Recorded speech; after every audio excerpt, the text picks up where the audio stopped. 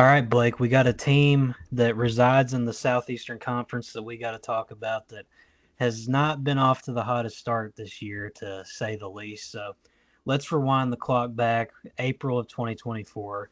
John Calipari just left Kentucky to take the Arkansas job. Mark Pope was eventually hired a couple days later. It seemed at the time that John Calipari was going to be better set up for success in his first year with the freshmen, and then you combine that he was going to get transfer pieces. And Mark Pope, you thought it was more of a project year, experiment, get guys out of the portal and see what you can do. But now, as we stand here, January of 2025, the Arkansas Razorbacks do not own a conference win. They are 0-5 at the moment in the SEC, and it's not getting any easier from here, Blake. So what's going wrong here in Fayetteville? Obviously, the concern levels are off the charts right now. I'd say a big factor in all of this dismay, if you would, is there are three primary perimeter players right now in SEC play, with being DJ Wagner, Boogie Flan, and John L. Davis. All three of those guys are combined for 31.2% from the field and 25% from three. So, I mean, when you got your three best perimeter players playing like this against some really good teams and probably the best conference right now in all of basketball, like that's just a recipe for disaster. And when you look at their record against quad ones this year, 1-7, 1-7. John Calipari, a Hall of Famer right now, comes into the season firing up the Razorback fans. Every fan was excited about the hire. I mean, he's a Hall of Fame coach for a reason. He brought some high-level freshman talent. He brought some quality transfer pieces on paper. I mean, John L. Davis, probably FAU's best player. Jonas Aidoo, really good center for Tennessee, ended up transferring to Arkansas. And then you got back Trevon Brazile, who I thought a couple years ago was going to be a really good pro prospect.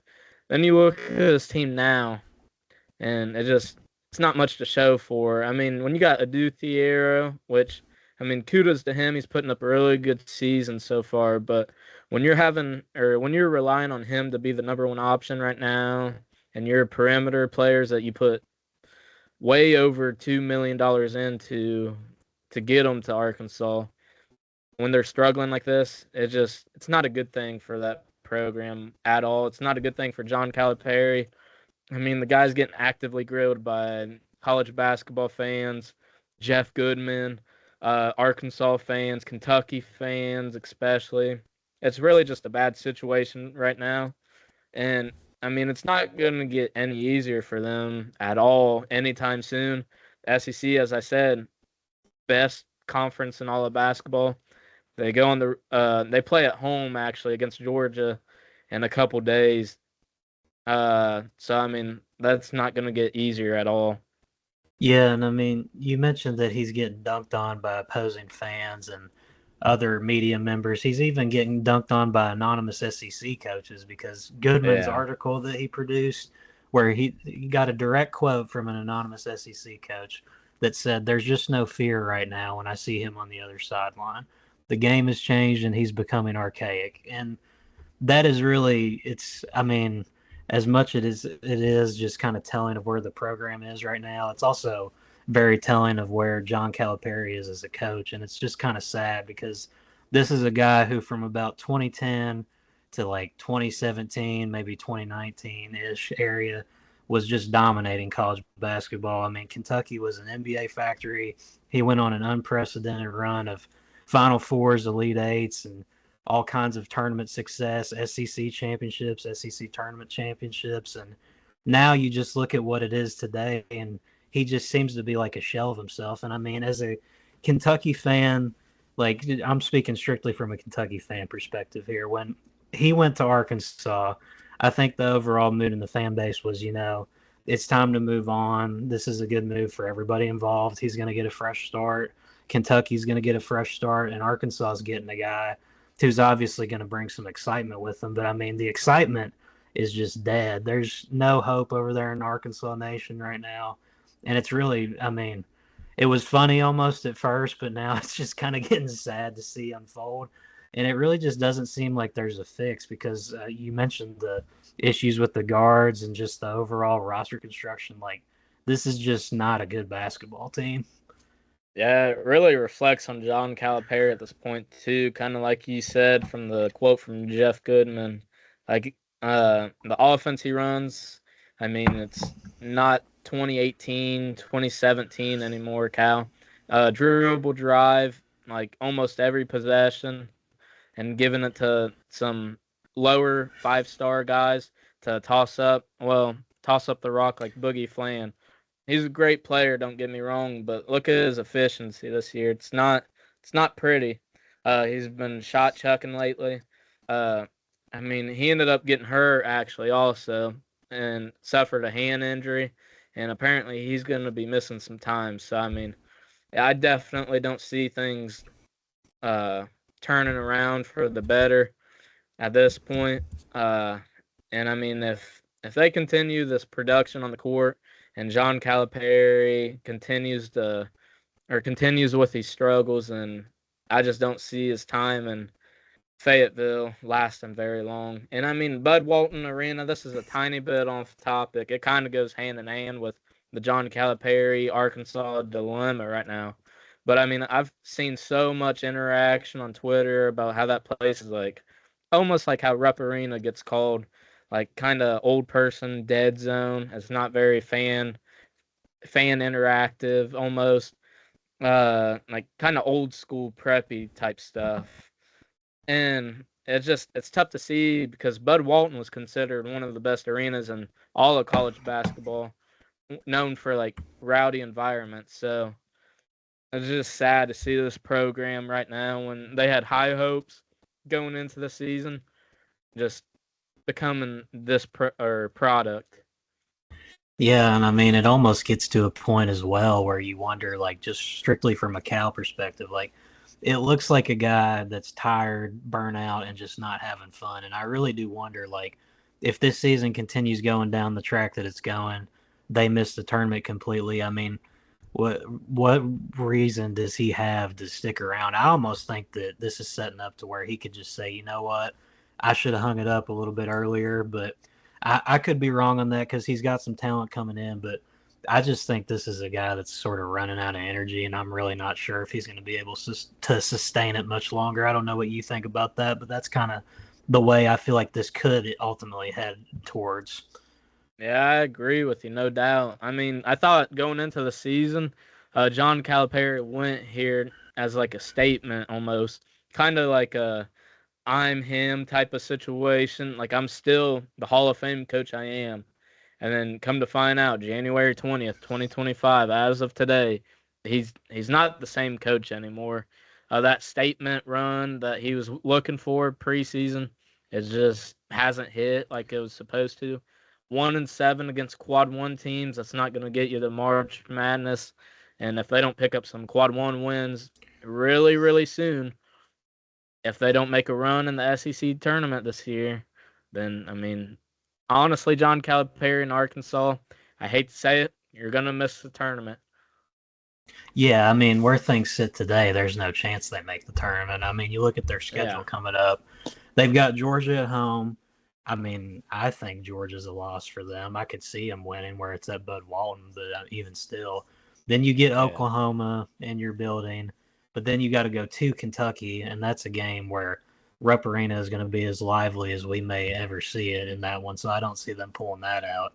They've got to play Texas on the road still. They're going to host Bama. They get LSU again, which they've already lost to. They still have to play Texas A&M and Auburn. They have to play Missouri again as well. They get Mississippi State at the last game of the regular season. I mean, the gauntlet is nowhere near over. And I mean, the beginning part of your conference schedule here where they dropped those games against LSU, Ole Miss where they had an advantage, and Missouri where they never really had a chance. I mean, I think those are three games that you really needed to go out there and try and get if you wanted to salvage your resume and work towards a respectable record for March. But with the way it's going, I just don't see a way feasibly where they can get into the tournament. And unless there's a major just tweak with this group. Like he's said in the past, he's known for his tweaks and whatnot. But with Boogie going out, I mean, who are you going to revolve the offense around? Is DJ Wagner going to start getting things cooking for you? Because that hasn't worked out so far. And I mean, the whole thing with John Calipari, De'Aaron Fox said this in an interview I watched recently, actually. He said Cal's MO is getting guys that can, like, beat you off the dribble and just overwhelm you with talent. And when he's got that, like, I mean, he can obviously find ways to cook, but, like, this just isn't a roster that has that. Like, there is no De'Aaron Fox, John Wall, Jamal Murray type of guard on this team. The reality is Boogie Flan, he's a tier below that. DJ Wagner, disappointment. John L. Davis, we have no clue what's happened to him. He's a shell of himself. Big Z has been a non-factor this far.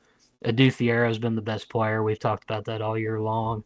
It just all the ingredients that you need for a successful Cal team based off his previous sample size, it's just not there. Yeah, and I think like the epitome of this team this year really falls into that LSU game. Starting out, it was like 7:02 remaining in the first half. They were up by 12. They looked like they were gonna probably boat race LSU at LSU, which to the season we really thought that LSU was going to be one of the worst teams in the conference. I mean, they still are, but Arkansas ended up losing to them, which, don't get me wrong, every SEC road game, every college road game is like super difficult to win. But when you're a team that's kind of fighting to make some noise in the world of college basketball to get a March Madness seed, you can't lose a game like that. Boogie Flan, inefficient as can be. Shot really well from three, though. Had 3 of 5 from three, 19 points, but just inefficient overall. And then you got DJ Wagner getting cooked by Cam Carter, where he got sham god by him practically. Like, that's just unreal to see a guy who was a top 5 guy coming out of high school, known as a lockdown perimeter defender, just get cooked night after night. Not really productive on offense either. John L. Davis, as we talked about, huge waste of money. I feel bad for the guy at this point. Adu Thiero, doing great things. Keep it up. That's really about it. Big Z, I feel like he doesn't get much playing time too. So, I mean, it's really overall just sad to see this Arkansas team. Sad to see Cal go out like this. Granted, the season is still not over. I guess there's a tiny bit, like a slither of hope for Razorback fans, maybe. But where I sit today is like, they're just not a good team at all. Cal, this is probably going to be his last run. Actually, I don't know, because he's got Malik Thomas and Darius Acuff coming in next year. But I don't know. It's kind of a tough thing to project because of how everything's going down this year. So yeah. I guess we'll see. And I mean, I don't think anybody truly thought, like, for me personally, from the basketball side of things, like just strictly coaching wise, I didn't know if Cal was the best move for Arkansas. Brand wise, obviously, it's an A+ choice because he's going to bring eyeballs anywhere you go. But I just, from the very get go, I didn't think that it was the best move as far as just X's and O's go. But even still, like I alluded to it earlier, the whole Kentucky versus Arkansas dynamic that's been talked about all year. Because, I mean, naturally that just was what was going to happen with these two groups when the coach left for an in-conference team. But, like, back in April, when all the pieces were finalized and you saw what Kentucky had, what Arkansas had, you really did kind of think, I mean, at least me personally, I thought Arkansas would be better set up for success this year than Kentucky was, but Kentucky has come out, obviously, and looked like a top 10, top 15 team in the country. They've got a really great resume. Pope's done amazing things there. And I feel like it's kind of tarnishing Cal's legacy that he left in almost what feels like here, I'm going to go prove you wrong and show you that I still got this. And it's just like flopping so far. Yeah, it's been a major flop. It's sad, definitely, like we've talked about.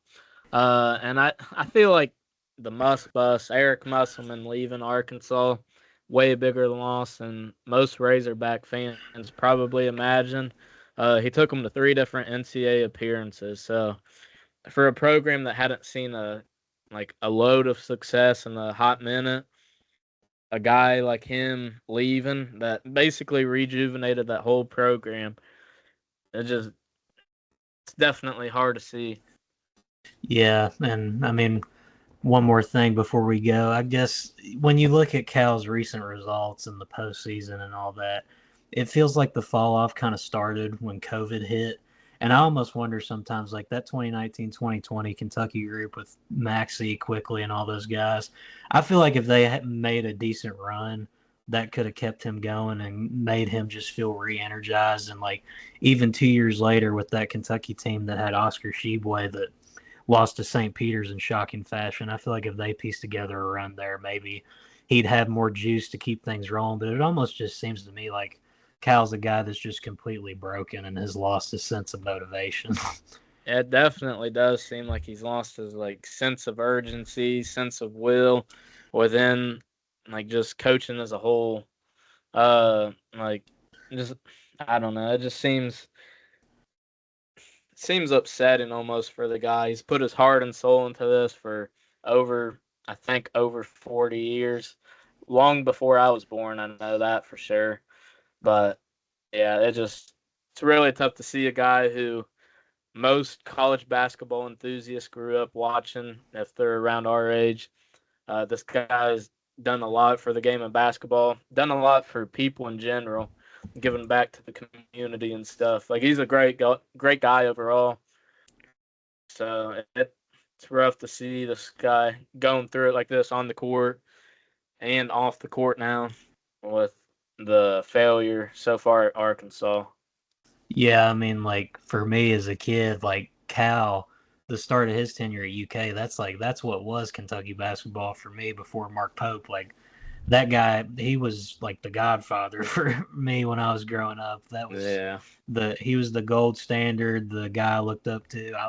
I'm glad I got to see the prime of him at UK and not this version that Razorback fans are getting, because it's not telling of what his overall career has been like. He's definitely had better moments. But before we close the curtain on this subject, if you're if you're an Arkansas fan, the Arkansas athletic department, let's say this season just goes completely like downhill from here. Worst case scenario, they lose all the games that they're supposed to lose. They lose a few toss-ups. Obviously, they miss the NCAA tournament.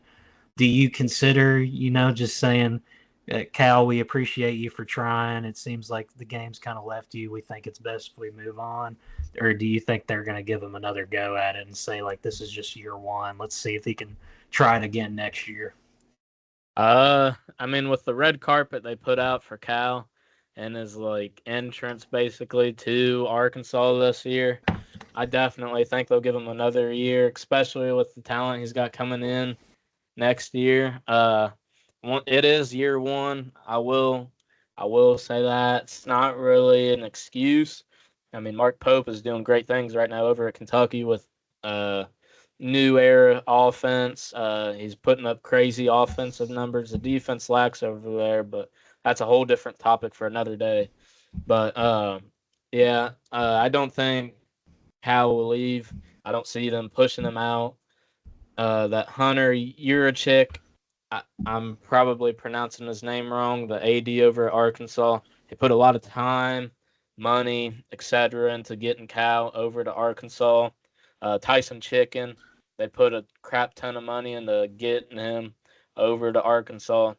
So I just don't see them. I don't really see a world where they just can him after the year.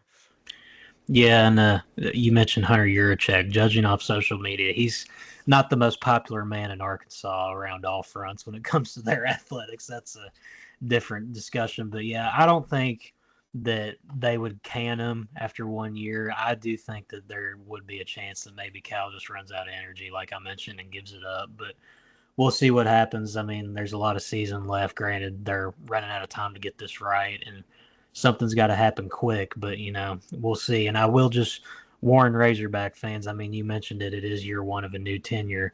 But what I will say is, I mean, look at the results since 2020 when he goes back to UK and tell me what you see, because you're going to see 2 first-round losses, a second-round loss, and a team that didn't make the NCAA tournament. And he was still getting the guys he wanted at UK. He got the guys he wanted this year at Arkansas. So that's the only warning I would give for the Razorback faithful when they are trying to defend it and say this is only year one. But we'll be talking about Arkansas a lot more down the stretch, I'm sure.